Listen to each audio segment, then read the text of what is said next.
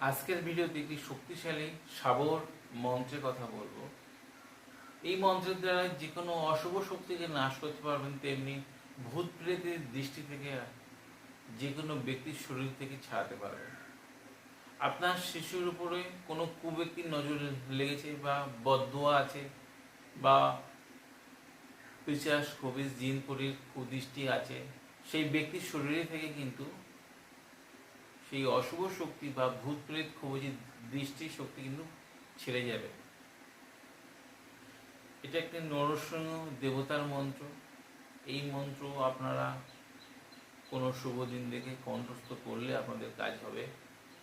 আপনি যদি তান্ত্রিক গুণে নিয়ে কাজ শিখছেন বা করছেন, তাহলে এই মন্ত্র শিখে রাখেন, আপনার কিন্তু কাজে আসতে পারে। অশুভ শক্তির প্রভাব যে ব্যক্তির শরীরে আছে, হতে পারে ভূত প্রেতের কুদৃষ্টি, এই মন্ত্র প্রয়োগ করলে সেই রোগীর শরীর থেকে কিন্তু ছেড়ে পালাবে। হতে পারে কোনো শিশুর উপর বা হতে পারে কোনো বয়স্ক ব্যক্তির উপর।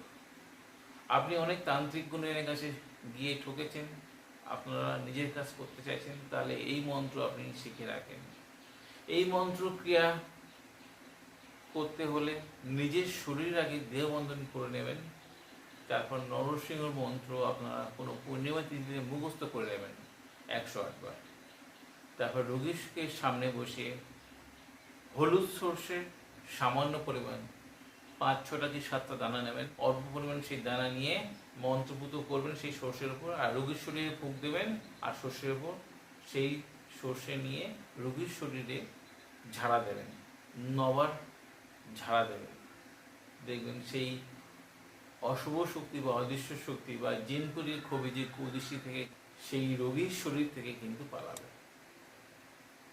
রোগী কিন্তু তখন সুস্থ হবে। মন্ত্রটি ভিডিও শেষে দিয়ে দেবো, দেখে নেবেন। আপনাদের এই ভিডিও কেমন লাগলো অবশ্যই কমেন্টে লিখবেন।